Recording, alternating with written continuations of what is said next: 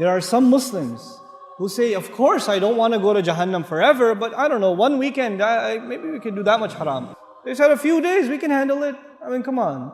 After that, it's like Jannah, man. It's okay. So then you party here, you pay one weekend price, and then you go back to Jannah. What's the big deal? Allah says, those are not Ibadur Rahman.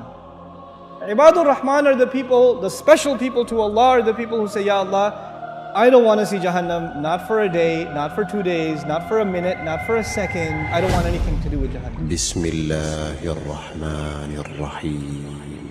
إذا ألقوا فيها سمعوا لها شهيقا وهي تفور تكاد تميز من الغيظ كلما ألقي فيها فوج سألهم خزنتها ألم يأتكم نذير قالوا بلى قد جاءنا نذير فكذبنا وقلنا ما نزل الله من شيء إن أنتم إلا في ضلال كبير وقالوا لو كنا نسمع أو نعقل ما كنا في أصحاب السعير فاعترفوا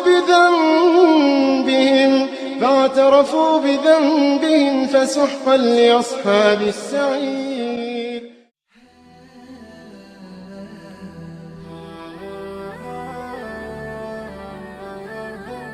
I know it'll take a long time for me to explain this, but I want to take a minute or 5 minutes at least to explain this to you.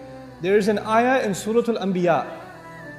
There's one ayah in Surah Al-Anbiya that describes the least punishment in Jahannam. Jahannam is described in so many places in the Quran, but the least, the easy punishment of Jahannam is described in Surah Al-Anbiya. How easy is it? The person described has not tasted the fire. They have only tasted a breeze. You know, when you have a fire, it has a hot wind. The hot wind is called lafha with a lam.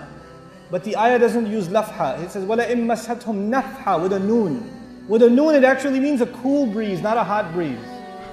And nafha is used when, when you close the door and some hot air comes in as you're closing the door.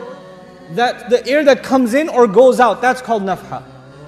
Allah says those people will taste a nafha, air. Not even inside Jahannam, where? Outside. They haven't even gone in yet. And they didn't taste fire, they didn't taste lava, they didn't eat anything. They're just exposed to air. And it touched them barely. Massatum, it barely touched them. Split second it will touch you. That's it. And it won't even be the full-fledged air, it will be very little bit of air. Just tiny little bit, so it's not even the whole door was opened and the wind came in. A little bit of it opened and a little bit of an air came out and you felt it on your skin just for a split second. And then this is the only torture this person received. There is nothing else yet. And they're not even in hell yet, they're still outside. That's evident from the word nafha.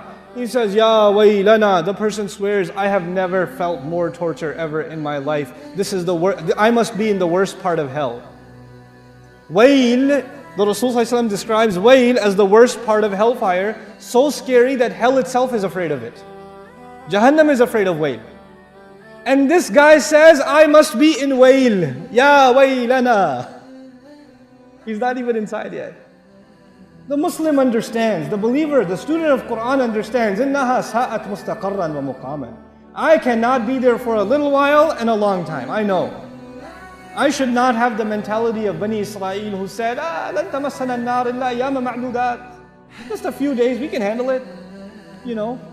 I've had long, hard, hot road trips outside with no air conditioning. I'm tough. No. إِنَّهَا سَاءَتْ مُسْتَقَرًّا وَمُقَامًا. This is a category by itself. These people are special to Allah. The only thing they ask Allah is, Ya Allah, I don't want Jahannam. I don't want Jahannam. Never, at all.